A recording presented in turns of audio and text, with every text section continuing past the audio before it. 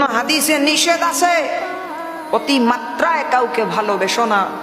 তোমার সেই বিশ্বাসে ভালোবাসায় সেই মানুষ একদিন কাল সাপ যেমনিতে ছুবল মারতে পারে, সেও তেমন ছুবল মারতে পারে। আহারে মানুষ মানুষকে ঠকায়, কেমনে ঠকায়? সেই ঠকে যাওয়া মানুষের এক রাতের কান্না যদি সেই বেঈমানটা দেখতো, তাহলে 1000 বছর সে নিজের প্রায়শ্চিত্তের রাস্তা খুঁজতো সেই ঠকে যাওয়া মানুষের একটা রাতের হাজারি দেখে। মান গাসসা ফালাইসা মিন্নি, আল্লাহ রাসূল বলেছেন কাউকে ঠকিও না, ঠকালে তুমি আমি রাসূলুল্লাহর উম্মত হতে পারবে না।